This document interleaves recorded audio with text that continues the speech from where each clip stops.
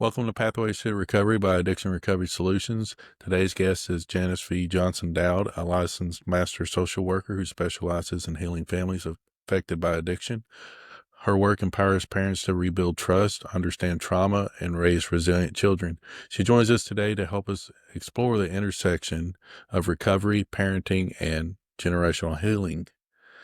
Janice, can you tell us what inspired you to dedicate your career to family and healing and trauma and recovery? Absolutely. Well, I started out in this field, you know, I hate to say how many years ago, but more than 30 years ago, because I grew up in a alcoholic home and, was naturally drawn to social work, to the helping profession, and naturally drawn to working with children and families. And my motivation always was, I wanted to help teens and kids have a better experience than I did. So my family life, I always say this because a lot of my, hometown family people listen. I don't disrespect my parents at all. They had good intentions.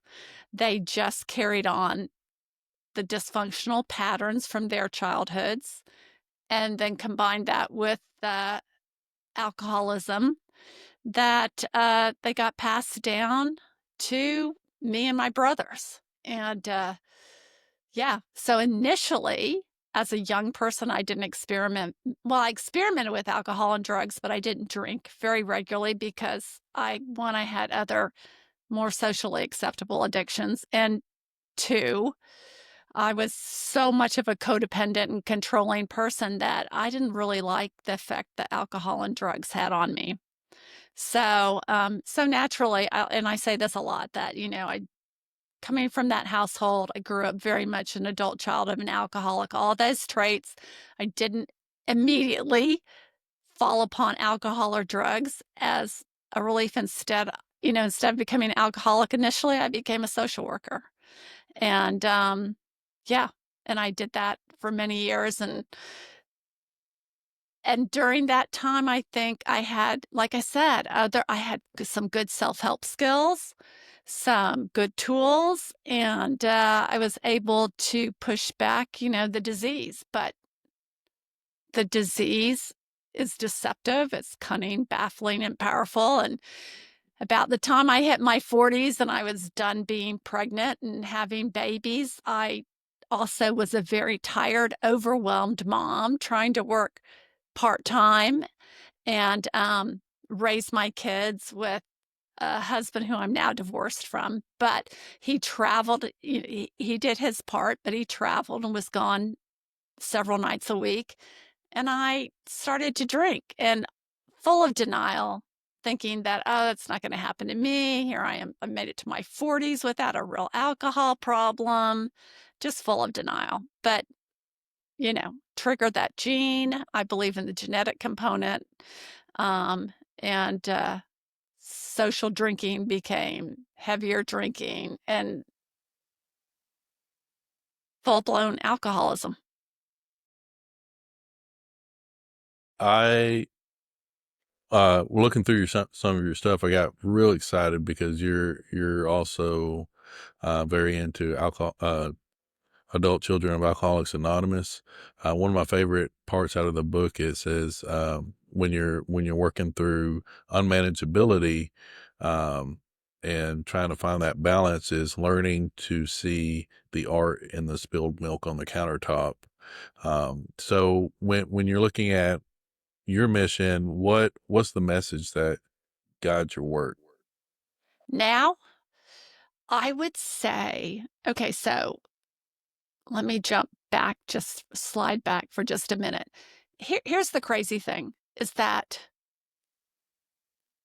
often throughout those 40, 50 years, I would address some of those adult child of alcoholic issues, but more on a surface level. And I think if you don't dig down, look at them, study them to a certain level, they're going to haunt you. And that also really, that's what fueled my insecurity as a parent, my frustration.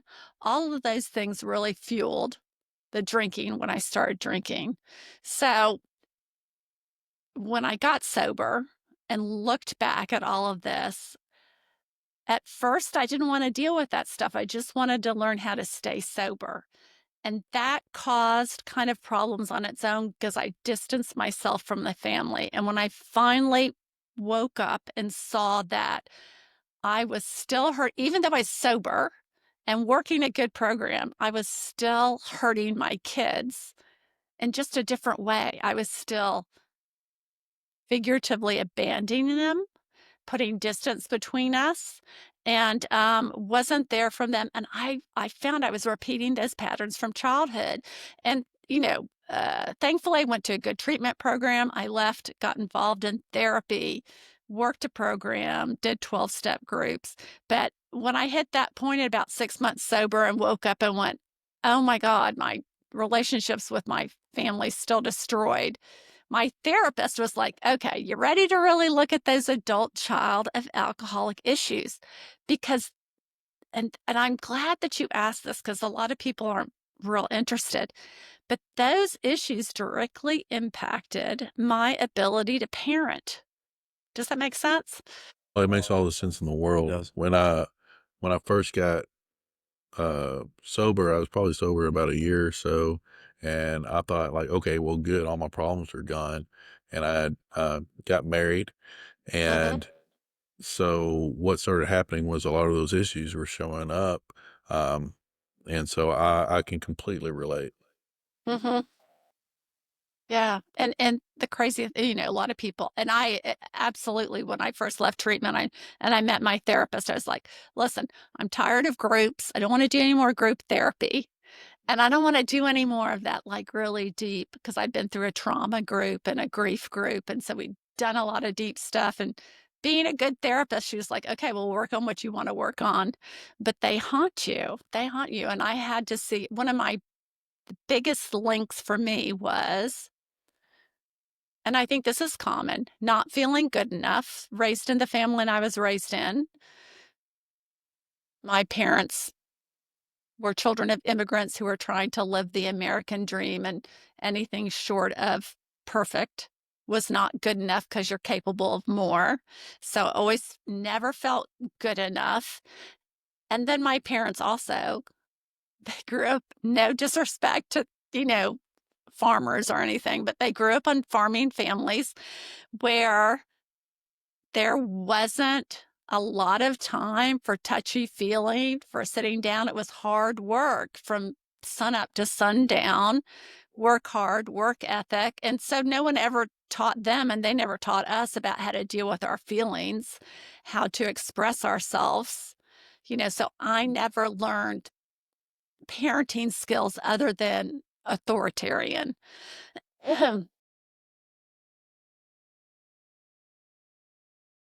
Actually, we're right on track. Actually, that was one of my next questions: is what are some of the common ways that generational trauma shows up in parenting styles?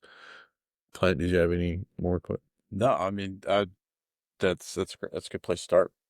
Yeah, yeah. Well, and I'll give you a couple of really specific examples.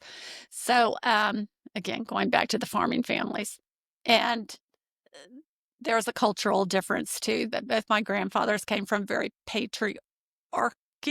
I'm not sure if I'm saying that right. Communities and societies and cultures, so that on the farms, boys were valued more than girls. Girls were raised to help with the kids. Um, Cook meals, feed the workers. You know, if they're, well, my grandmother had a garden, kept her chickens. That was about as much time as she spent like in the farming activities. The boys were encouraged to go to college, get degrees or vocations. The girls were encouraged to get married and find a nice man. And here's the generational thing. My mom kind of rebelled about that in a way. So growing up, she would always be, I want you to get your college degree. She never got to go to, well, she didn't go to college till I went to college, till her like midlife crisis. Um, but she's always like, I want you to go to college. I don't I want you to be able to take care of yourself. Education's important. You know, she wanted to make sure that I had some of the things that she didn't have, that I got what my brothers got. Because I have two older brothers, and there was no question that they were going to go to college and become doctors, lawyers, or things like that.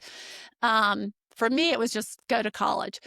So she gave me that message. I want you to do this. I want more for you. But on the same hand, she would be, but you can marry a rich man just as easy as a poor man. And you've got, and the other, and I swear to God, she would say this, you have to go to college to get your own degree. So in case your husband leaves you, you can take care of yourself and your kids. So there is still that message of you're still just a girl. Even though I want you to achieve these things, you still have this handicap. You're handicapped because Mm-hmm. you're a Gotta have a woman plan or a B. girl. Does that make sense? So Yeah, it plants a seed of like insecurity in the back of your mind. absolutely. And I was always compared to my brothers and things like that. I mean, in good ways and in bad ways. And the good way was there wasn't as much pressure on me to excel in school. And well, I had one brother who was super smart, another brother who's super musically talented. So there was no pressure to go that route. Um, but there was also no direction given to me. My mom was like, just go to college. So luckily, I worked hard. I was an athlete. I got a college scholarship. No one ever gave me any direction, though, when I went to college about what to study, what to do. And so I missed out on that. Whereas my brothers were like, you should be an engineer, you should do this. I was still a girl, and there wasn't as much direction and guidance. Other generational patterns, I would think that probably the most common one with addiction is, don't talk, don't trust, keep the secrets. Phil. Yeah, don't tell what's going on in the family, which I remember being confused about that for a long time and being an angry kid that when in the middle of a hostile or a difficult time at home, the phone would ring and my mom would pick up the phone and be, hello, how are you? Mm-hmm. And I'd be like, that is so fake. But that's also what I learned. I learned generational trauma here. The way to get out of trouble was to be, sounds so demeaning, but is to be pretty, charming, fake, tell people what they want to hear, manipulate. I mean, my mom even told me this. She goes, one of the ways to get a man to do what you want him to do is make him think it's his idea. I mean, that's not 100% manipulation. And she's coming from a good place. I mean, No, yeah, yeah. yeah, I mean, in her mind, and you know what? I honestly believed that until I was probably 40. I probably repeated that a dozen times to babysitters and things like that. Don't fight, avoid the fight. Just let them think it was their idea, plant the seed. So, like, learning how to be manipulative, passive aggressive. Oh, God, you get me rolling. I can talk about all of my dysfunctional traits that come from my family. Not that I'm blaming them, because, part of like the fourth step, I don't know if you've worked the 12 steps of ACA. So, to me, part of the fourth step, Got to it's do the different than inventory. AA. Yes, we examine the impact of our parents, but we don't blame them. We examine, we learn from it. So, It's one of the things that you have to accept the powerlessness over. yeah, yeah. I don't want anyone to ever think that I'm like, that I blame my mom or I blame my dad because, I'm an adult. And But by becoming aware of those traits and giving them names, that helps stop that generational trauma, the generational traits, because you're giving them names and you're identifying them as specific behaviors so that you can become self-aware and stop those. So, and to understand where they come from, there's a whole story right there.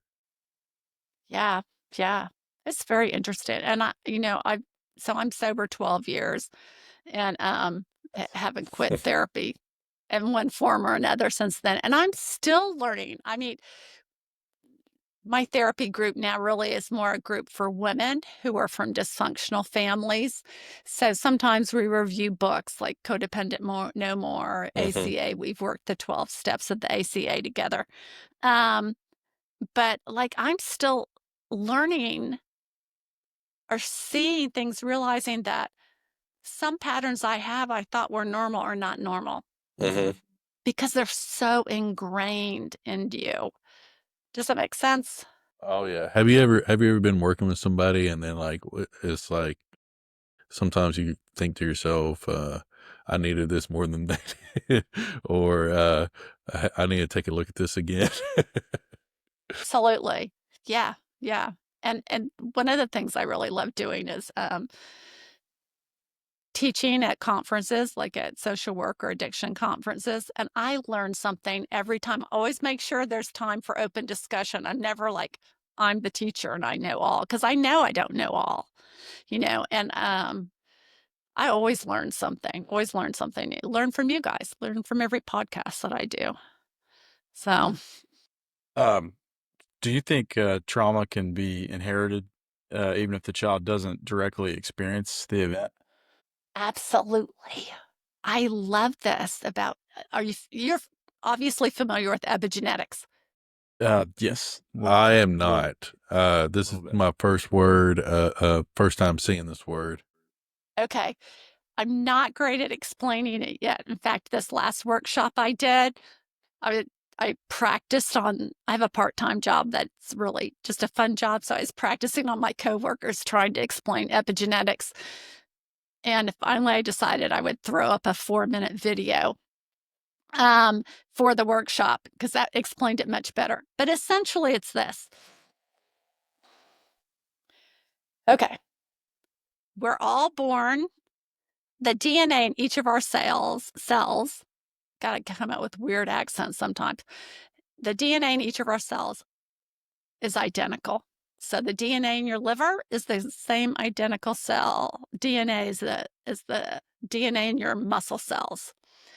What makes those cells change and grow into either liver cells or muscle cells is the outer layer of the gene. I think it's called the epigenome. And it has different, I can't remember the names, but it turns some genes on and some genes off. Okay, so that as you grow, as the, if, uh, bear with me. I'm Let me in. I'm rephrase. all in right now. I've never heard Okay, of this. so basically what epigenetics says, because epigenetics means above genetics, it enables some genes to be turned on and some genes to be turned off in each of your cells, which is why some cells develop to liver, some will develop into muscle, some will develop into your heart, but it's all still the same DNA.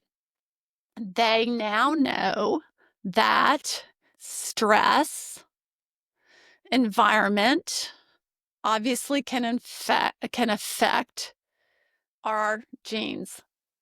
For instance, Alzheimer's runs in my family. I could have the Alzheimer's gene. It may never be turned on. It might be turned on. It's the epigenetics that decides whether or not those genes are triggered and turned on or not. So the concept is that things like stress, environment, smoking, all of those factors will affect the epigenome around the gene. And here's, and I also had this 1-minute video where this psychologist was talking about how those genes can be passed down from one generation to another, especially from mother to fetus. And if the fetus is a girl, because baby girls are born with all the eggs they're going to have, the eggs that fetus has will also be passed down with the slightly modified genes that they're modified because of trauma or stress or events like that. I don't know if I've done a great job. Oh, That was really good. was After this, amazing. I'll send you My my mind is 2 favorite blown. videos. My, But it my is really family's interesting. it is my family's doing some genetic testing on Alzheimer's right now, so we're trying to we're about to get back some tests and figure it out. It's come a long way. I really, because it's very prevalent in my family and I stress over Alzheimer's, for a long time I thought about doing the testing and then recently decided not to because I get it. regardless of the outcome, I'm going to I want to live my life as if it was going to be positive. I want to live. So, I'm taking my family on a great vacation this year and we're going to have that vacation whether Alzheimer's kicks in next year or not, or I get squished by a truck. Yeah, it's a very scary thing. The Yeah. whole genetic. So I guess my question would be, knowing that this is kind of like ingrained into our DNA, what will help families begin to break that cycle? Can they break that cycle? Yeah, that's a great question. Well, mainly the great thing about epigenetics too is that just because it's been modified doesn't mean it can't be changed back. You can't combat it. So I don't smoke. Every one of my mother's siblings who smoked had lung cancer. I don't know if there's a gene for lung cancer, but I'm telling you, I am not going to smoke. And I'm going to hope that all that smoke I inhaled in those long car rides from Texas to Minnesota when I was 10 won't impact me. But I have the ability to kind of fight that and to eat healthy and exercise and all those things. I have the ability to counteract the damage that has been done. Does that make sense? Yeah. Totally. Yeah. And then behaviorally, so here's the key thing for us too. So a lot of those modifications are because of stress, cortisol, all, and how familiar are you with the brain science of addiction? Pretty familiar. Okay. Yeah. So, our, when we first get sober, it takes a while for our brains to heal and for us to learn to start, working with building back good judgment and reasoning and all of that and the behavior. And the more you do that, the more you encourage those neural pathways that have been damaged to grow back. Mm-hmm. This is just my nutshell way of saying it. And the same thing happens with the behavioral changes too, so that the more we practice making good behavioral choices with our kids and our family members, the better off we'll be in breaking the history of those generational patterns. No one ever taught me how to deal with anger when I was growing up. My mom was passive aggressive and my dad sucked it up. I saw them fight like 3 or 4 times in my life. I never knew how to deal with anger. And my learning that and continuing to grow with that, I'm teaching my kids. Now, generationally, if you were to ask them, they'd go, yeah, we didn't see our parents fight much either because that wasn't in either of our natures. And so we did a better job teaching our kids early on, but still there's room for improvement. And that's what I'm still trying to do now. I mean, my kids watch me grow and change and talk about feelings, and I annoy them to death with it all. But I see it paying off. I mean, I see it. Yeah. I'm very blessed. I have 2 grandchildren now, and my oldest child is married to a lovely girl from a good family. And I just love watching how they're raising their kids. I see the patterns being broken in them and they correct me and I'm open to it, occasionally. So, I mean, I'm always open to it, but I mean, they correct me occasionally. Earlier, we were talking about the laundry list and how that relates to adult children of alcoholics. You mentioned that it did influence your parenting and relationships. In what ways did it influence your parenting? And do you think that there's certain traits that people overlook or underestimate? I wish I had my list right in front of me. What immediately came to mind was a fear of authority. Fear of authority. Yeah, and that, I mean, I was very much afraid of authority. And I, even when it, always tried to be supportive of teachers and coaches and that with my kids, but almost to a fault. For instance, my daughter, okay, I grew up as a swimmer. My swimming coach was the strictest, but also the most wonderful, loving woman. But she was strict and so hard and yelled and screamed at us. And so when my daughter started playing volleyball, she had in high school, her volleyball coach was very much like that. And I could see discomfort in Katie. And I'd be like, Mhm. it paid off for me, Katie. It's going to pay off for you. So I discounted Katie's discomfort with it. You know what I mean? I don't think I even took the time to explain my rationale and thinking. Mhm. And now when I look back, I go, yeah, that woman was a little too rough and she wasn't genuinely always fair. She's incredibly successful, an incredibly good person. But if I could do it over again, I probably would have spoken up more for my daughter. I would have helped Katie set limits and understand more, but my fear of authority, my like, this is the coach. She's like my, you know, childhood high school coach. I must obey. We must obey. Mhm. Pass that down. And that's just a little example, but when it happens over and over again.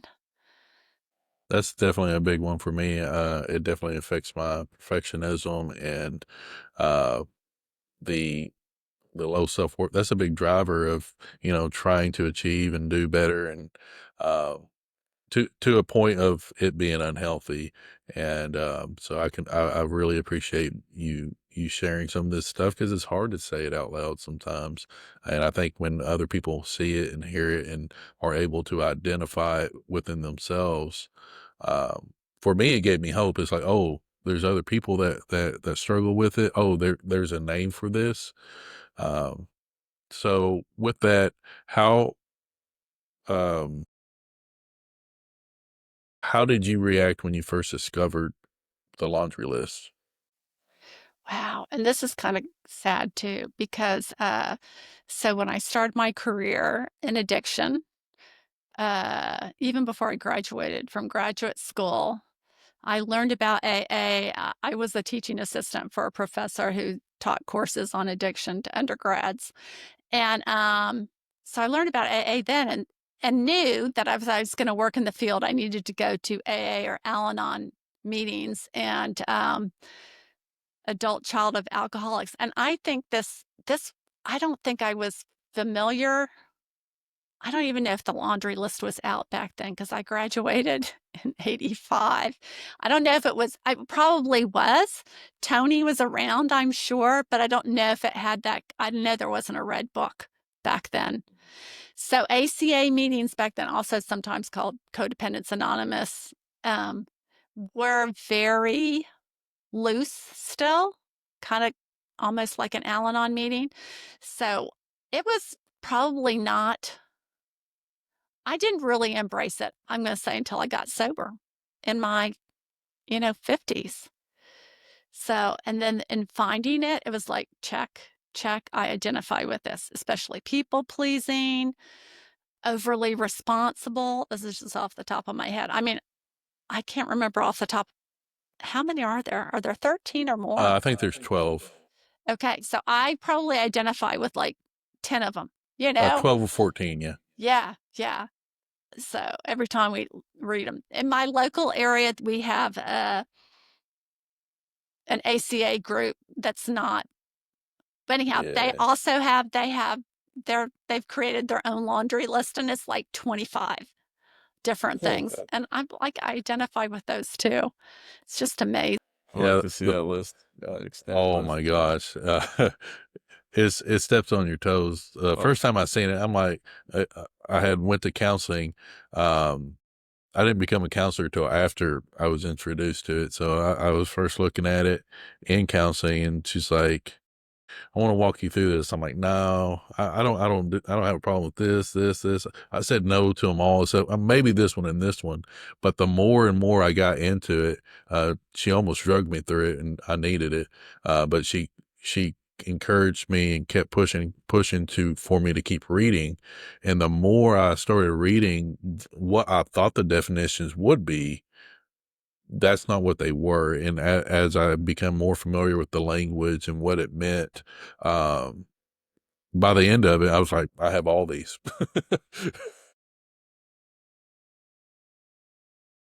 Would you guys would you guys encourage, I don't know much about ACA, that's what my next question is, but would you guys encourage uh people who didn't grow up with alcoholic parents to go through an ACA program? Is it more about codependency than anything else? I didn't have alcoholic parents, but from what I can tell and what you guys are talking about, I feel like I would really benefit from checking it Absolutely think out.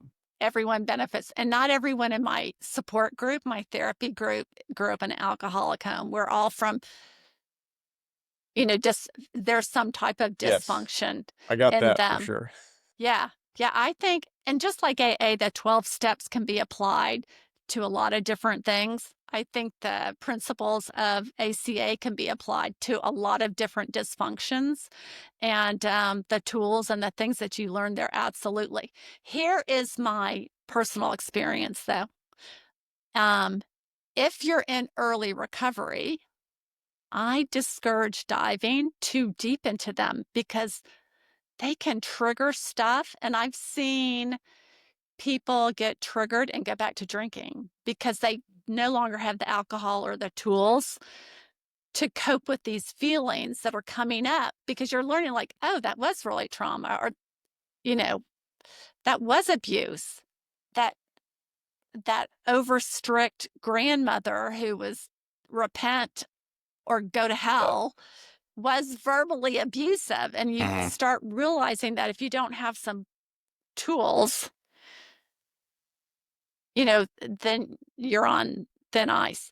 So I always tell people to wait, dive in slowly. But I think ACA, the program, looking at that stuff is so important. I really, I'm still toying with the idea of going back to school. And my research project would have been, or will be, the prevalence of how ACA issues fuel relapse. Mm-hmm.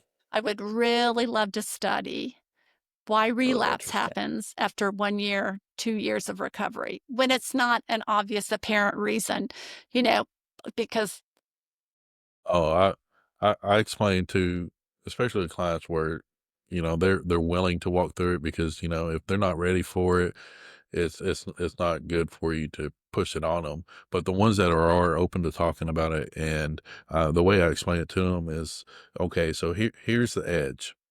And when we start with education and relapse prevention, that gets you a little bit further from the edge. We teach you about your triggers, um, your your people, places, and things, all the coping skills. That gets you further and further back. We develop a support system. They get you further and further from the edge.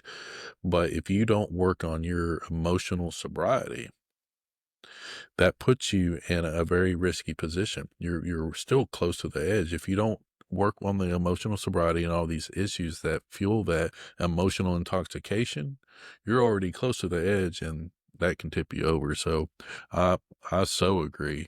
And it really improves the quality of life if you've never been aware of, like, there's all these issues I have, and it's kind of like your house is full of clutter, but you don't know it. You finally clean it up and open up the windows, the light's coming in. There's a whole nother life that these issues are just really bogging you down.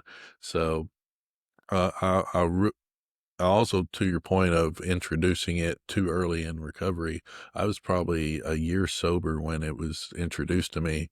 And again, I was reluctant at first, but there was a point to where, like, the basically the sky had been ripped open. It's like now I could really see what was going on. And um I could hardly even put thoughts together for a week because it had just really shooken so much up.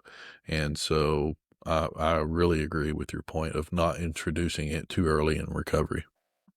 Yeah, and I want to point out two things. One is my dad's parents, neither of them drank, but they were over the top fundamental Christians. And his mother's brother died of alcoholism. So it was in the family. Those traits were still there and they still passed down. And then again, there was a lot of cultural stuff there too, with which I don't want to get overly analytical on. And then oh my gosh, my other point. See, I told you earlier I might like have a hiccup and forget what my point is. Maybe it'll come back. So, What are some of the biggest challenges that recovering parents face? oh, that's great. Building trust back with their kids. And I don't think I'm unique. I kind of expected this is a mistake I made. I thought getting sober was going to solve everything. You know, that if I just got sober and stayed sober, that they'd forgive me and move on. But it's so much more than that.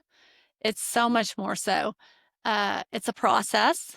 I definitely, in my story, and which what motivated me to write the book, um, made more mistakes at first than I made correct decisions. All those traits from my childhood, being superficial, trying to be sweet, trying to charm my kids, trying to buy their love back. None of that worked. What works is honesty, being humble, being as remorseful as you can. And I say that with this in mind. I mean, I had the last couple of years of my drinking, I drank really heavily. I think I had pretty good brain fog. And it took a while. In fact, my daughter, who sometimes speaks with me on podcasts, will tell you that it didn't appear that I was thinking that clearly yet. You know, I was not always making good decisions. So I knew in my head I was apologizing. Well, two things. One, I apologized at a surface level, which was at least a start. But two, I also had that fear of rejection. Like I was so afraid. Oh my God, this is where all the ACA stuff comes in. Fear of rejection, my kids rejecting me, wanting to do a ninth step amends. And that's for people who are listening. It's a very sincere apology to your loved ones or to the person you're giving an amends to. I wanted to do it perfectly or not at all. Another ACA trait. So, you know, it took me a while to get to a real amends with my kids. So I think that's why I say you make an apology, you show some remorse as early as you can, but also let them know I plan to go deeper with this. I want to hear more about your feelings and how I've hurt you. And so that you can, because another key thing to help rebuilding that relationship back is validating their experience, their feelings. Here's another mistake I made. I I knew I had done some really stupid things. I never physically abused my kids. And at first, I probably would have told you that I didn't emotionally abuse them, that occasionally I verbally abuse them. That's nonsense. I verbally and emotionally abuse my children. One, I couldn't see it at first. Two, I was in denial because what I saw that I did was not as bad as the woman who killed her child in a drunk driving incident. In my head, I was like, it's not that bad. I'm not that bad. Doesn't matter. You got to validate your kid's experience. Their experience was that bad. I think it has to be so therapeutic, one, to acknowledge it, but it's also inspiring um, to a lot of other parents who have gone through this. I was listening to one of your podcasts. It was you and your daughter, and y'all were hit on a very huge point of that everybody's not going to be happy when you get sober, and she actually shared how she was angry that you got sober when you got sober. And that was very powerful, because I don't think that people expect that when they step into sobriety. It's like, oh, well, I'm going to start getting my family back. They're going to be happy, this and that. That's not how it goes sometimes, especially the amends process, like what you're describing. Not everybody's going to forgive you. And that is something to cope with in and of itself. So I really appreciate both of you and your daughter sharing that for others, one as a model and two as a heads up of, hey, this isn't going to be easy. And I always say, so I have 4 children. Each of them reacted differently. Their growth, our relationship repairing has been different. Took me 4 years before I saw any progress with one of my children. And now, from the addict's point of view, that, one, we're used to quick fix, right? From drinking or using. So that's uncomfortable. 2, it's rejection. It's frustrating. And I don't know, one of my old traits too was like give up. It's easier to give up than keep putting yourself out there. So advice for the recovering individual is persist, keep trying. If what you did didn't work, try a different way. Obey their boundaries and limits. That's crucial. Don't hit your head against the wall. They say back up for a little bit, because sometimes when you honor their saying, I don't want to have anything to do with you, that actually is making progress. It doesn't feel like progress because I'm not seeing my kid. They don't want to talk to me. They won't answer my phone calls. But by doing what they've asked, I'm making progress. Mm-hmm. Sorry, It I doesn't look like ramble. how you want it to look like. Yeah, exactly. What would you say the difference between, reactive parenting and responsive parenting is? That's a great question. Probably patience and learning to take a pause. And that was hard for me. Again, all that ACA stuff, like my instinct is if someone hurts my feelings is to go to self-pity and victimhood, to take it personal. And do you guys have daughters? I don't have Neither one of no, us have no, children. no. Oh, okay. Well, your kids hurt your feelings all the time. I've They'll heard it say from my brother things. and sister. Yeah. Yeah, it happens all the time. And I've had to learn to go, okay, it's really not about me. Hold your breath, count to 10. You gotta pause and not respond. Okay, here's another story about Katie. She's used to this. Katie and I had a conflict recently, and I've gotten pretty good at going, all right, this conversation's going nowhere. Can we put it on hold until tomorrow? Katie doesn't have that ability as much as I do, and she wanted resolution. And I was like, I'm too tired for resolution. And so we So, had a yeah. conflict. It was tough. And we didn't have an immediate resolution in case Katie listens to this. But we ultimately got to a point that night. We were sharing a hotel room on a trip. Ultimately got to a point that night that we fell asleep. We had no choice but to compromise. So I don't have children, but being married, I run into a lot of those same type of conflicts, and because of those conflicts, it's triggered a lot of those same feelings because of the past trauma and stuff that I've gone through, and the traits that I have. So, and that was the whole reason I was introduced to Adult Children of Alcoholics Anonymous in the first place, wasn't just because of my drug use. It was because of the relational issues I was having, and I had no idea where to start, and what to do about it. So I know those feelings, I know those conflicts very well. How do parents begin rebuilding relationships with children after the separation or after harm? Great question. And I want to go back to Clint's question one more time in terms of being responsive as opposed to reactive. Another important part of that is planning preparation ahead of time. Taking some time to do that insight and self-examination so that you know what your trigger points are when you have conflicts and things like that. Doing the adult child of alcoholics work. Education is crucial. Crucial. And one of the things I do, like in my parenting workshop, is I take people back to, because I'm a teacher and at heart, a teacher and a researcher at heart. I take people back to looking at Erik Erikson's and Maslow's core Yes. fundamental needs, you know? Social learning and Yeah, because it yes. has an impact. And when you understand, that this 3-year-old's going to react this way, it helps you slow down that reactive response to that, Mhm. so that when my 2-year-old granddaughter throws herself on the floor and has a tantrum, I don't treat her like a 5-year-old. I treat her like a 2-year-old, you know? So you're familiar with functional behavioral analysis, right?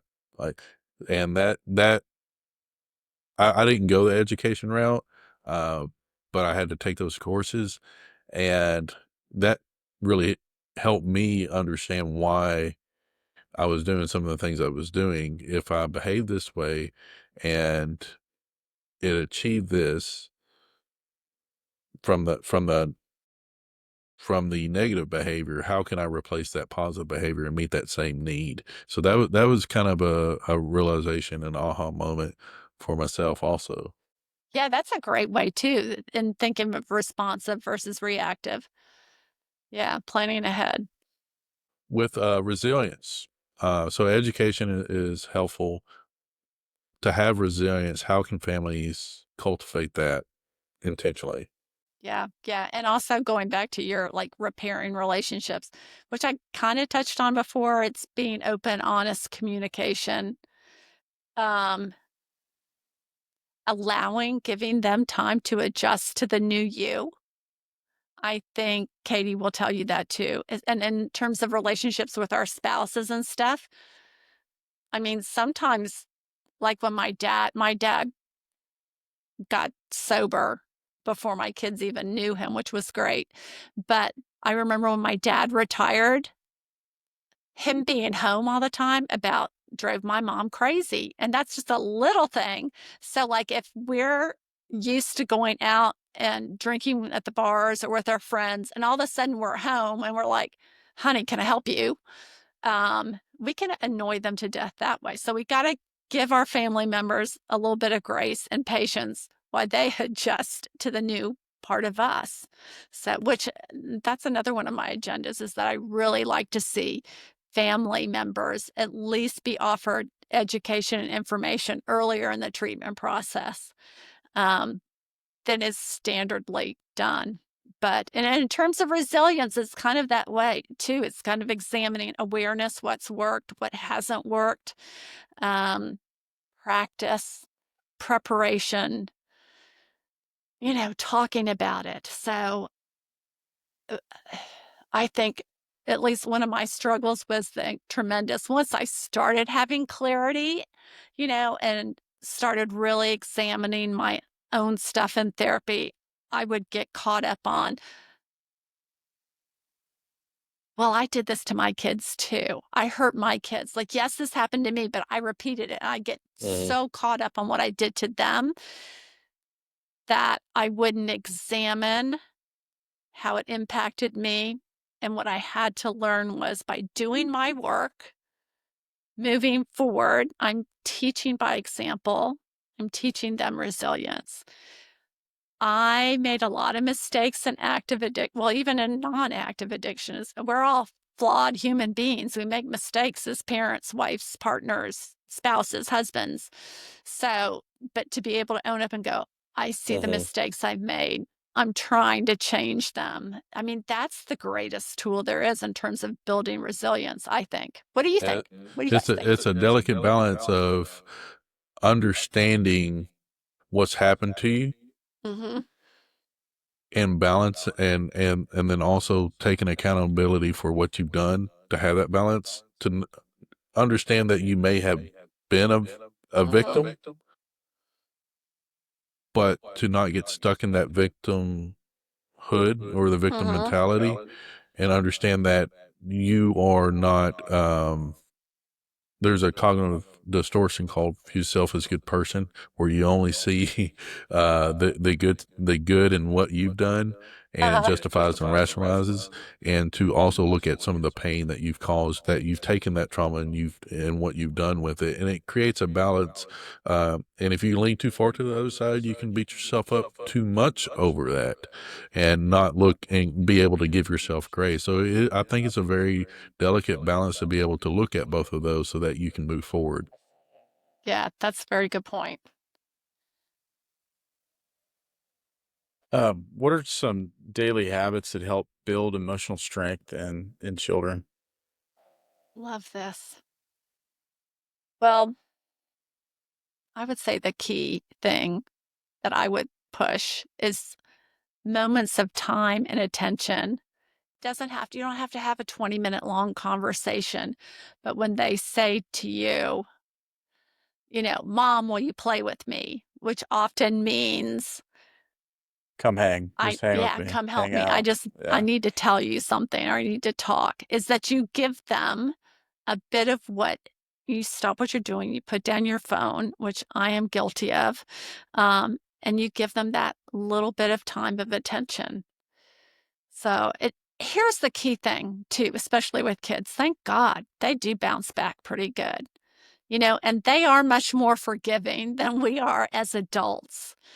And but you have to be honest and sincere about those times with them, you know, and give them hope. Like, okay, Mom, the water is boiling for the spaghetti right now. I'll be there in a minute. And then you show up, being consistent. You show up when you say you're going to show up. So, talking to them, crucial. So I'm a listener. I'm in the audience, and I'm going through recovery. Family's dysfunctional. What's the importance of the consistency and boundaries in that family recovery? Why is that important? Why? Well, it's crucial. But boundaries have to be somewhat flexible. And from us, from the addict or alcoholic's point of view, we also have to give our family members the same grace that we would someone who's like the newcomer to a meeting or the newcomer to your a workshop or something, who's still learning. But so wait, it was boundaries and balance. Is that what you said? Consistency and Consistency. Oh, boundaries. well, you got to stay consistent. You can only control your own behavior, right? And I can hope that my behavior has a positive influence on the other person's behavior, but I can't control that. So I have to be consistent over and over again, or own up to when I'm not, um, in order for them to meet me eventually. Boundaries. Yeah, this is a tough one too, that I think for us in active addiction, because a lot of us replace our addiction with meetings or um, getting so involved in recovery, we kind of replace addiction with, and I did this, that's why I say it, with investment in our recovery process. We have to be aware of and offering our family members opportunity to get involved in the process, just like we would the newcomer coming to a meeting. Does that answer your question?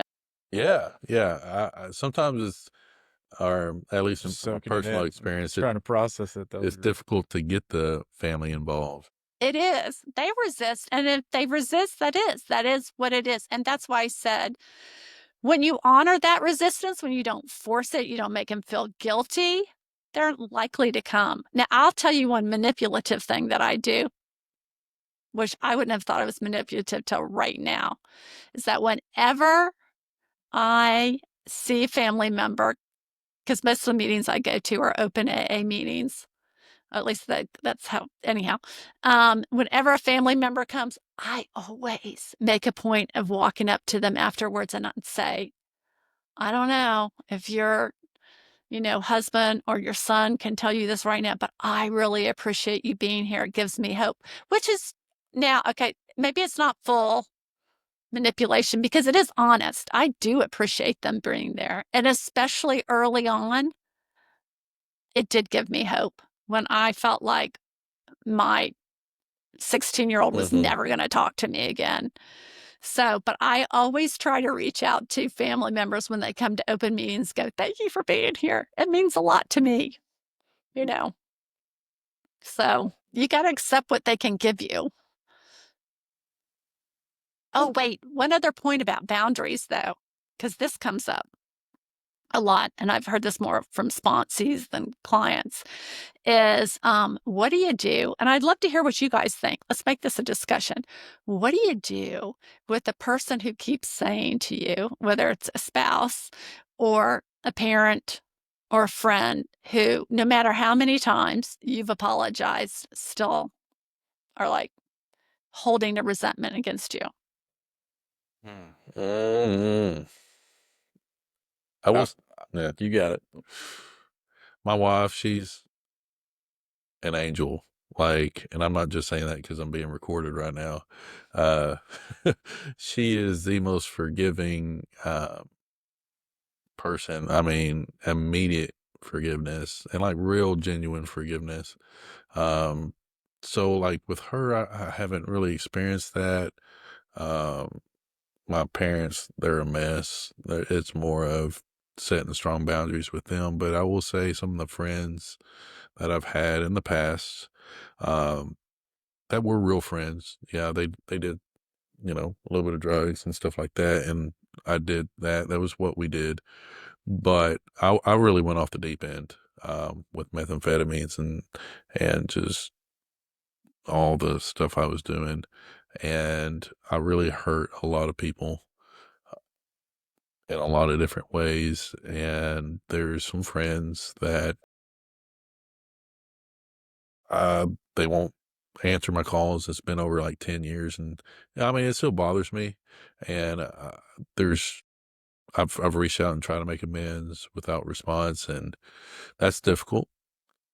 Um, and I think that's just something people have to learn to accept and cope with. Um, but yeah, that's kind of where that is in my life.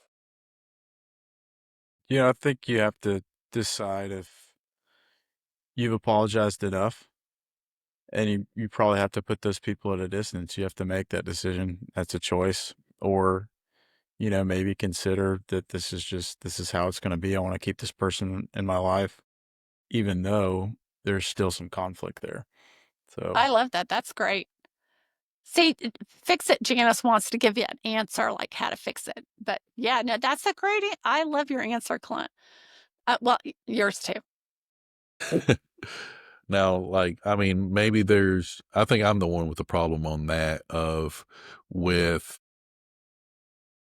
like, with my wife, she can, like, you kind of mentioned earlier about being in a conflict and wanting to resolve. That's me. I'm that person. Like, I want a resolve. I want to answer. My wife's just like, it doesn't bother her like that. And I think it's like a compulsion. Of course, with ACA, a lot of it is about compulsion and control, not like domineering type of control always, but more of wanting to know everything's okay and things are going to work out. And that can, again, drive a lot of unhealthy behavior, stem from insecurity and emotional intoxication. So, yeah, I'm the one with that problem. I think for me, it depends upon if I'm triggered or not. If I'm triggered, then yeah, that compulsion can come up to resolve and obsess about absolution. But if I'm not, and I feel like I'm in a healthy place, then I don't think it's that terribly hard for me. But Yeah. Yeah. That brings me to the whole hungry, angry, lonely, tired too. And that awareness, like, am I taking time to go? Is it me? Mm-hmm. Am I overly tired? Do I need to take care of myself? Some self-care before I address that? There's been a couple times of, kind of being in a conflict And I've just had to tell my wife, like, this, like, I'm angry. I have some stuff going on in my head. I know that I'm wrong. Like, everything that's going on right now, it's just, but this is what I'm thinking. That's one thing with her. She wants to hear what's going on with me. And sometimes I get afraid of, if I say what is really going on out loud, is it going to make her mad or upset? Or, and of course, more traits. But the few times, and I got to give it to her, when I've really kind of laid it out there, like, I know this isn't right, but this is what I'm thinking. This is how I feel. She was receptive. She did allow me to have that and didn't judge me or even get upset that I had those feelings. Um, but it's hard to say it out loud sometimes and be vulnerable. Yeah, that's very true. And I've had to learn with my kids not to overshare because, I mean, there's a balance to that too. Like, they wanna know that I'm flawed, but they don't wanna worry about me, you know? So I have had to learn not to vent to them too much, which is why we need our recovery community, therapists, counselors, sponsors, support networks, podcast, listening to other people's stories. Yeah. I think that's a great point because a lot of people in recovery kind of want to get away from counseling. Kind of like what you said, I'm done with groups, uh, and then lean on their family in in the ways that they're not equipped to handle. Yeah, that's a really good point too, because our family members can't, and our best friends can't be our therapist either.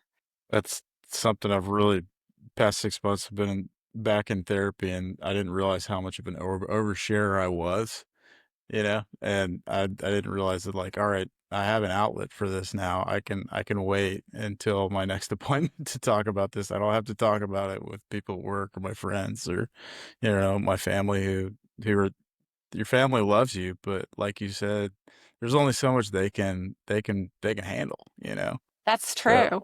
yeah. That's very true.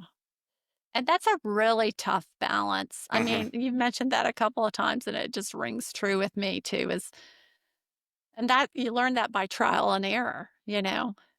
What are they willing?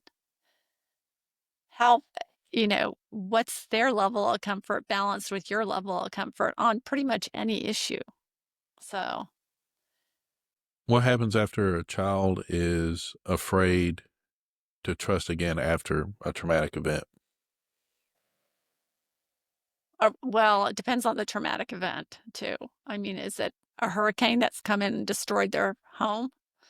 Or is it, a parent who in a blackout drunk, you know, they saw their parent, their mom take a bat to their dad. So sometimes it requires counseling, therapy, sometimes it requires a discussion, talking through. Um, I think patience more than anything. A big part of it is the age because the experience that a 8-year-old has seeing an act of violence between the parents is going to be different than a 16-year-old. A 16-year-old might want to get in there and have feelings of guilt, of wanting to protect the parent, things like that. So it's, you got to, which is a good point that I try to teach families too, is that each child in the family is going to have a different experience. You know, they have a different role they've taken on, different responsibilities in the family, and so each has to be addressed individually. And again, as addicts and alcoholics, that takes a lot of work. That's not kind of always work that we want to do, you know. But the good news is just a little step in the right direction goes a long way. I was listening to one of your podcasts, and d- you were sharing how early in recovery you have to be selfish. You have to be selfish. You have to take care of yourself. And I think a lot of people in early recovery struggle with that because they've been so selfish in their addiction. And of course, we have to teach what the difference is between being selfish and what self-care is. How do you teach someone self-care strategies that don't feel selfish? That's a tough one. I don't have a great answer for that. I think that's where you're having a sponsor, objective peers, someone to put it in perspective for you. Um, because I have to say, my sponsor, she's like 10 years older than me, never had children. Has been an aunt to a lot of people. Some of the best advice I got from her about dealing with my kids was from her ACA experience, being the daughter of an alcoholic. So that, I mean, I asked for a lot of help early on. I'd be like, is this normal? Should I be upset about this? I went home to visit my because I went from treatment to a halfway house before I went home. So when I went home, I found a stack of letters that had never been opened. Should I be upset about this? Should I confront them? So I approached her as opposed to them first, and she'd be like, well, let me tell you. And she is still very tough, direct, straight to the point. So she never told me what I wanted to hear, always told me what I needed to hear. How do you teach boundaries to someone who's never had them? Start really slow. I think, again, see, here's the teacher in me. I want to go back with education and help define them. Yes. Explain the benefits of them as opposed to this is what you can get in the long run as opposed to what you're losing in the short run. For instance, like someone who's lost custody of their kids due to their addiction, or is in a difficult fight over their children. So if I don't want to discuss, but anyhow, so understanding that the boundaries, I said this before, that they've set sometimes is a way to demonstrate that your willingness to work towards them. So helping people understand there's a positive, negative side of boundaries. I mean, this must come up in your profession. What do you do? Well, it came up a lot, and so special. I had to learn what they were as. So my first job in counseling has been at a prison, and of course, when you go into a prison, your boundaries are challenged every which way. So if you want to learn boundaries, work in a prison because you're going to find out what they need to be very very quickly and how you need to set those. And I'm very grateful for that, both professionally and personally, because it helped me become very self-aware.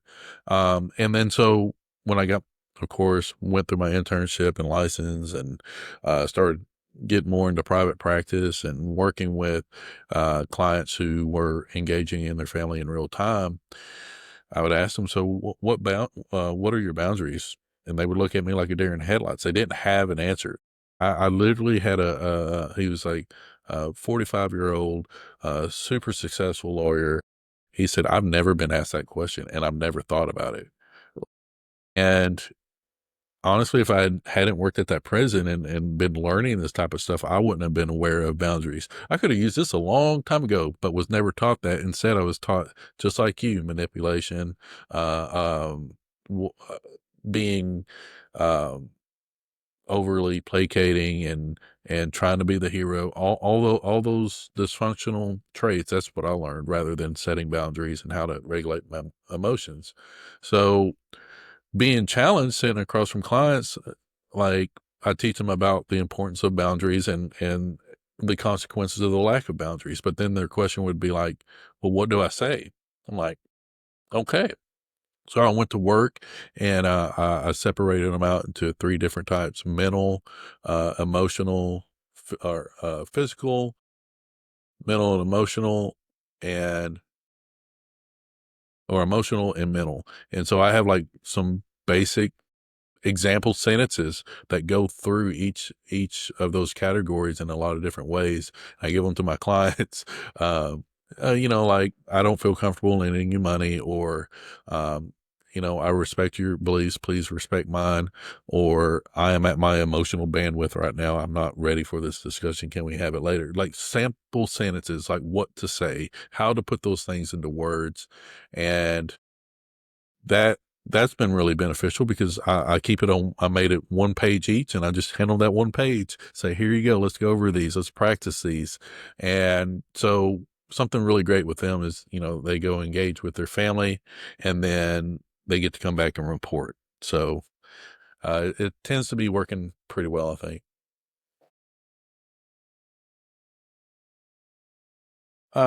What's one cycle or belief you see parents break that truly shifts the family dynamic? Ooh, I'm not sure I understand. Give me an example that harms the family dynamics. Let's say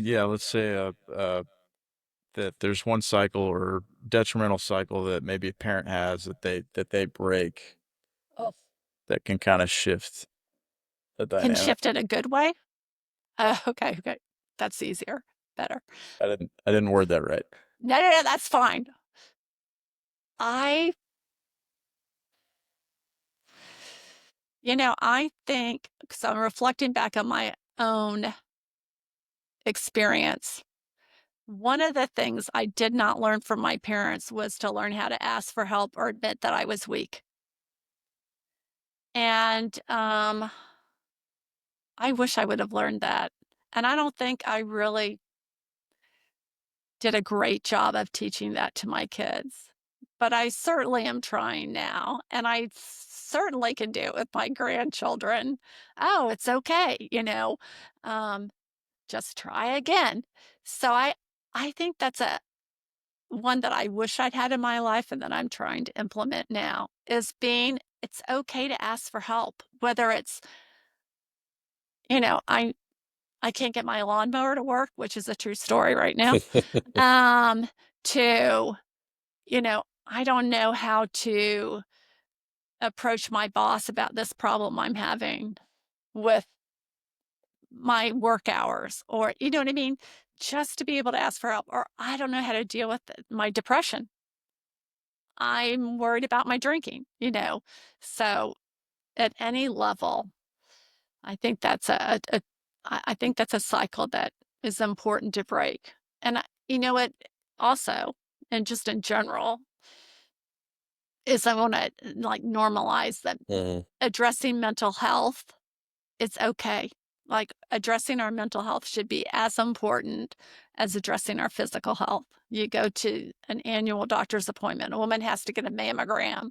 What's wrong with going to a counselor, a coach to you don't have to be sick in order to get counseling. I mean, you don't have to be not just sick's not the right word, but you don't have to be in great pain in order to improve your life. So, One of the experiences I had, and mm, I don't, I'm not very involved with my parents, anymore for or over 10 years. But I had an employer. He was a really awesome guy, very, very harsh, as far as, his language, but you had to see past that. One thing I always struggled with is getting in trouble, especially growing up in a abusive household. If you got in trouble, there were some physical consequences. I had, lost a laptop and uh, it was a very secure laptop, prison laptop. I couldn't find it. I was like, "Oh my gosh, I don't want to tell this guy." It was like my first kind of like opportunity to work in that area, and I didn't want to tell him, but I looked everywhere and I couldn't find it, so I had to call and tell him. And he said, "You lost it." He said, "Well, what's it look like?" So I described it to him. He's like, "I think this is it right here." And he said, "You're a dumbass. Come and get it." And that was it. And I think I went to him with another problem, and he said, "So, what are you gonna do to fix it?" I told him. He's like, "Well, go do that." and that was it. And I know that sounds kind of like harsh, but for me, it was, there's not another shoe about to drop. It was just very direct.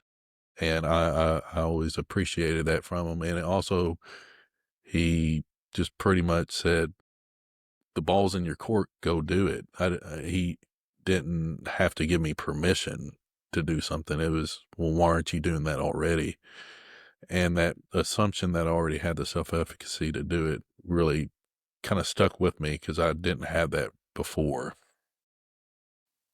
Yeah, that's great. And that just reminds me too. I mean, my whole childhood was fear-based, like, and wanting to control so that I would at least have a good idea of what was going to happen next. But typically you predict a much worse outcome that ever happens. Yeah. And I have had to learn. Now, here's one time when, you don't overthink it. I have to go, okay, doesn't matter. Just take a step towards that, the fear, the thing that you're going to do. Just step towards it. It doesn't have to, you don't have to leap in, and then hopefully one step evolves into the next, and you find that the outcome, whatever it is you're trying to face, the fear, it's not as bad as you think it's going to be. When you're looking at a family who is trying to recover in all aspects of their life, have you seen spiritual practices help parents reconnect? Absolutely. Yeah. And you know what? That came up for me at my last workshop too. One of the pieces of feedback I got when I was talking about helping family, because he said, you didn't say anything about spirituality there. And to be honest, I've kind of hesitated because it's kind of like politics. I'm afraid to discuss it. So, yeah, I think that's an important part of it. We just have to be very sensitive as therapists and coaches to understand different cultural opinions and practices and all of that. But I think spirituality is a huge part of it. I mean, I said a lot of prayers. I listened to a lot of uh a lot of uh podcast, spirituality podcast, and early sobriety too. When I was like, I just don't know. When I was trying to find anything, I'm like, I'll do it all. I'll listen to the AA podcast. I'll listen to Joel Osteen. I'll listen to, the meditation, Buddhist, whatever. I'm just take it all in. But yeah, spirituality is a big part of it. And I still don't have a great answer because I'm still, because I'm a And people feel free pleaser. to share your personal opinion. I mean, like I said, this is more of just trying to put some positive messages out there. Yeah. But and if you're open with sharing, how do you believe that faith supports healing from generational trauma, from addiction? I think for me, it's crucial, for the most important tool that I get from it is hope. Now, I was raised in a very reasonable, moderate Christian family, and went to Sunday school and all that kind of stuff. I have a very healthy religious upbringing, thank goodness. So I've relied upon it a lot. I mean, I'm not overly spiritual. I don't overly depend on it. It's just another tool in my toolkit. Um, but prayer, meditation is a big part of my self-care tools, especially when I'm getting anxious or nervous. I'll go back to it. And I'm one of those kind of people, I'm a little OCD, that I'll be like really into meditation for like 18 months and then I'll switch into something else. So, but yeah, spirituality is important. And this is for my kids because we raise them with church on every Sunday, very traditional. And I don't go to church very often anymore. And I pretty much know that they're not too worried about my soul. But I see myself as spiritual as religious as the person who goes 5 days a week. It's a huge part of my life. And I have, okay, so now you got me on a roll. I have a strong belief in God. My God is forgiving, understanding. He's not judgmental. Yeah, I have a very healthy relationship with my personal relationship with religion, and it gives me a lot of comfort. So Has your view of, because it talks about this in the yellow book, kind of how we tie our view of how we were parented to how God is, and sometimes can get them misconstrued or see them incorrectly. yeah, Has your view of God changed at all from, if I remember correctly, also that you were already a social worker and then became a an alcoholic. dependent on Yeah. alcohol, and so has your view of God changed at all? Again, I don't think so. The only thing that ever shakes my view of God is when I lose someone. Grief is my biggest trigger, my biggest emotional weakness, I guess. And I often go to when I lose someone in in a way that doesn't make sense. I recently had a cousin anyhow die, like literally in this past week, which made no sense at all to me.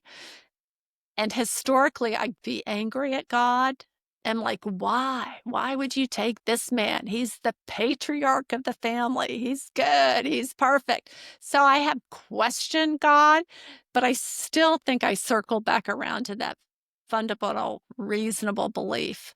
That's one of the things I think my parents did good. They raised Yeah. us in a Protestant church. My father was raised much more fundamentally, but he just followed along with my mom. And I they got us involved. I was involved with a Christian youth group like through all middle school until I could drive, actually, maybe even part of that way. With and I've got some funny stories about this that aren't necessarily so good because I'm a child as a teenager in the 70s. And I'll tell this story because this is something I definitely wouldn't do now. So at church camp, church retreat, 8th grade, and my director of Christian education, great guy, won't say his name, but he's a great guy. And his attitude in that time of the period, from parenting point of views, I know I'm much older than y'all, was moderation, teaching your kids how to drink like normal.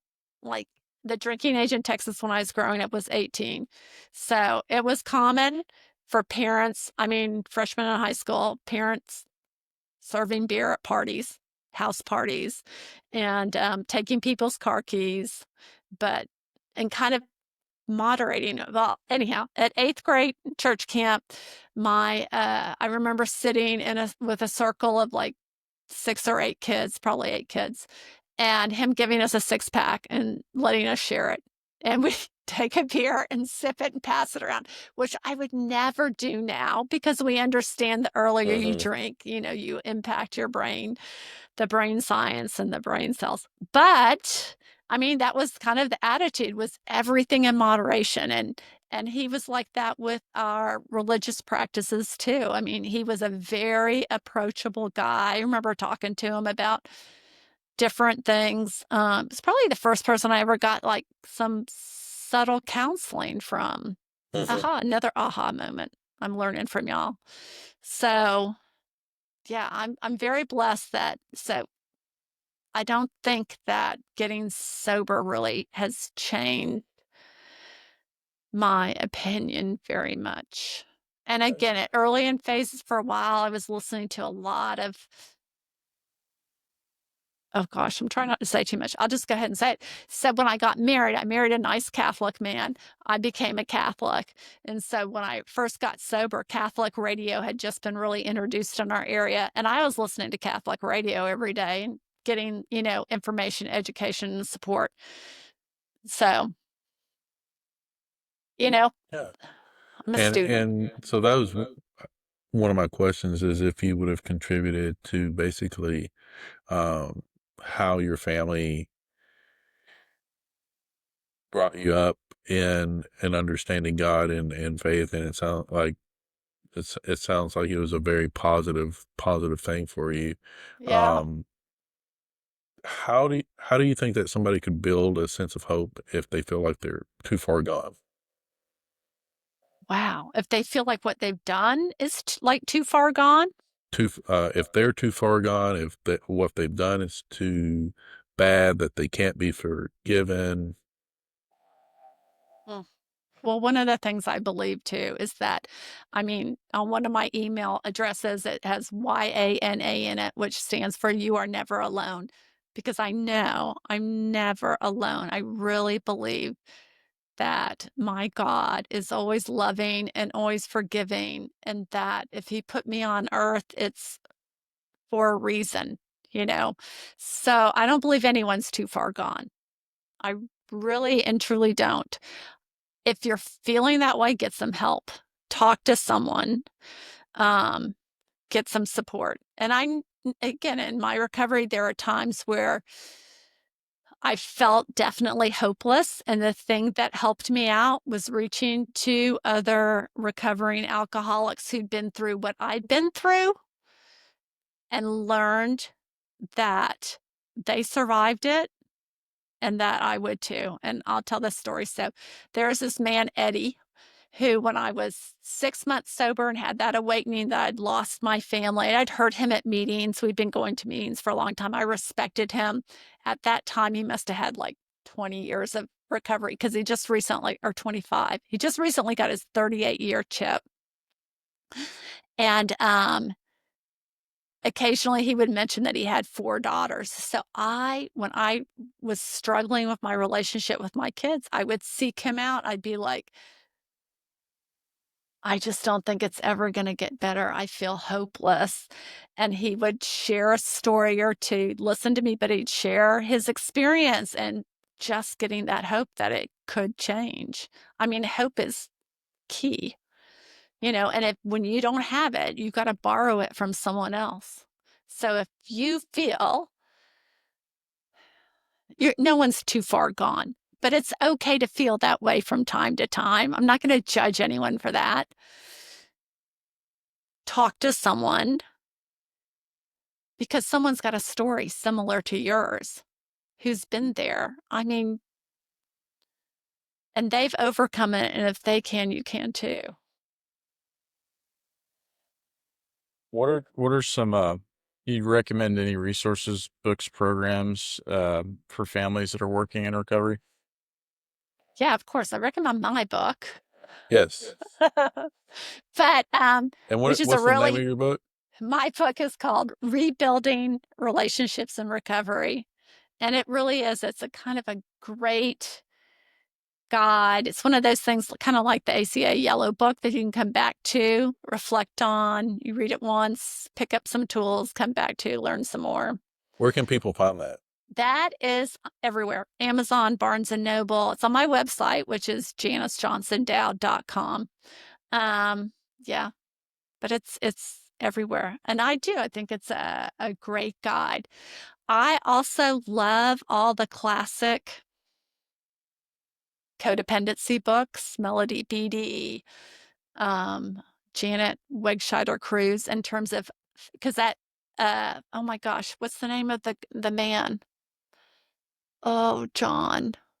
Anyhow, I love all of the traditional literature that's been around for a while on dysfunctional families, codependency no more, adult child of alcoholics. I think those are all good tools and resources. Al-Anon is a good resource. Open AA meetings, smart recovery meetings, programs like yours are essential. Reaching out, getting education and support. What am I missing? Surely you guys have some ideas too. Well, I'm a podcast guy. I listen to a lot of podcasts. Yeah. No, that's okay. I mean, I love listening to podcasts, YouTube videos, and it's pretty easy nowadays. There's so many resources. Oh, here's another thing that was not readily available when I got sober and is now is like all of the Zoom and online meetings. Yes. In case you're nervous about, showing your face, or it's inconvenient, or there are meetings pretty much. InTheRooms.com is amazing. Yeah, those are great resources, and you don't have to talk. You can just listen. So Now, I don't. do you have, I think on your website you had a lot of links to different podcasts that you'd been on, right? I do. Yeah. I've Definitely going to added, share which those. I'm gonna check it out. yeah, just go to my website and you can see the links, and I put the ones with Katie because Katie, she's gotten very popular. People keep asking for her, so I pushed those up to the top. And she came and did I spoke at the Alabama School of Alcohol and Drug Studies last Wow. month, and I brought her along because I was very nervous about the technology. And I, used her as an example a lot, just like I do today. And by the end of our workshop, people were like, Katie, we want to hear from you. Katie. So, yeah. So a podcast are great resources. I write a blog too. My blog is all over the place. It's everything from parenting topics to a little bit of hiking. I'm a big backpacker. Now that the season is up again, I'll probably blog more about that. But a lot of Where's your addiction. favorite? Where's your favorite place to backpack? Well, I'm working my way up the Appalachian Trail. But there are some great places. I do training hikes in Birmingham, Alabama at Oak Mountain State Park. Cheehaw Mountain State Park is a great place in Alabama too. But my goal is to finish the Appalachian Trail. I do like 2 or 3 weeks a year. So all by myself. You run into people. Are you a hiker? I've gone on some trails. It's been a couple years. I've gone to West Texas and done Big Bend. That was pretty good. It was a long one. It was hard. It's harder than I thought it would be. I worry about Big Bend being so dang hot. It was a good part of the year. It was October, so it was still pretty cool. And water resources. We'll have to talk afterwards for a minute because I have a son who lives in Dallas, and he's been, but that's on my bucket list is to do Big Bend. It's awesome. Highly recommend it. It looks beautiful. Yeah. Yeah, y'all can have that hiking. I tried to do a little bit in Colorado. What was it? The Garden of the Gods, and it was hot. I almost died. I was walking my dog, and she got tired, so I had to put her up on here, and so I'm like, oh, that was rough. Y'all can have that. You gotta know what you're getting into. Yeah, you do. And I'm very conservative. I carry way too much water with me, but along the Appalachian Trail, there's lots of water. I just would think Big Bend, unless you're hiking along the water. It was a 10-mile hike upwards, so it wasn't too bad. Yeah. Yeah, he goes running every morning. He's like, yeah, I ran like 10 miles this morning. I'm like, play it. I haven't run 10 miles in like 6 months, but yeah. Trail running's different than running. But No, that kills me too when I see there's trail runners on the totally different. Appalachian Trail. I just want to trip them. Like, curse you. Especially when they're you're climbing up a hill and they go running. past you up and then they come back down and you're still trying to make the hill. You're like, I hate you. But that's okay. They're also probably 30 years younger than me, so. Janice, your insight, your passion, and clarity are incredible. Thank you for being with us today and sharing tools, truths, and hope that many families need right now. So for listeners who want to learn more, be sure to follow her Instagram at parenting_in_recovery or visit her website for her workshops. She has downloads and more. This has been Pathways to Recovery by Addiction Recovery Solutions. Thank you for listening, and healing is possible, and your story matters.